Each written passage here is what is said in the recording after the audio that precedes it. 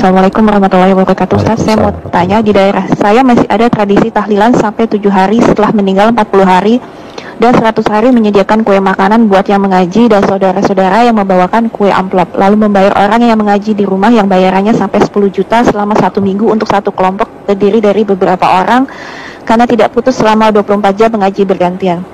Sehingga yang saya dengar total biayanya bisa mencapai 40 jutaan Ustadz, dimulai dari pemakaman, membagikan amplop orang-orang menyolati sampai tahlilan 100 hari, membagikan buku Yasin dan besek makanan yang dikemas dengan wadah tempatnya baskom yang biasa ingin terlihat. Wah, jujur saya kaget dan memikirkan bagaimana mungkin setelah meninggal saya membebankan biaya yang jumlahnya tidak sedikit.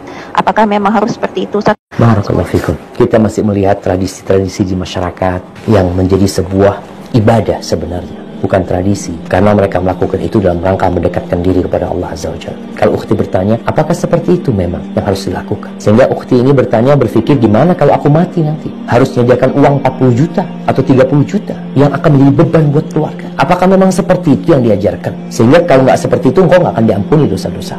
Jadi kita dibacakan hadisnya, cukup disolatin 40 orang yang sholat, atau kurang dari 40 orang, 3 soft, asalkan itu orang-orang bertakwa, orang-orang mentauhidkan Allah SWT, insya Allah diampuni dosa-dosa. Nggak harus seperti yang tadi disebutkan. Apalagi memang Rasulullah SAW ketika meninggal dunia, beliau itu hidup ditinggal mati oleh semua anak laki-laki beliau, ditinggal mati oleh 3 putri beliau. Ruqayyah meninggal dunia, Ummu Kalthum meninggal dunia, Zainab meninggal dunia. Nabi tidak pernah mengadakan acara ini, tidak pernah mengumpulkan para sahabat lalu membaca doa bersama-sama, berzikir bersama-sama, lalu makan.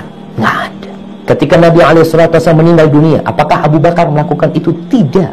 Ketika Abu Bakar meninggal dunia, apakah Umar melakukan itu?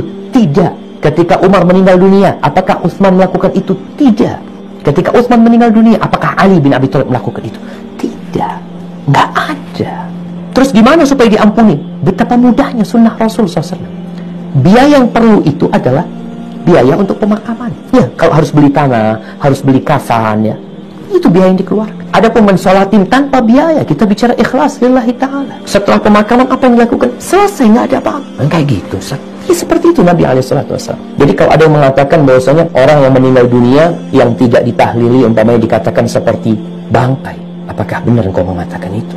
Bagaimana Rasul SAW ketika meninggal dunia? Seperti bangkai. Bagaimana tatkala Umar meninggal dunia, Abu Bakar meninggal, tanpa acara itu semua, dan kau tahu nggak ada acara itu, lalu dikatakan bangkai.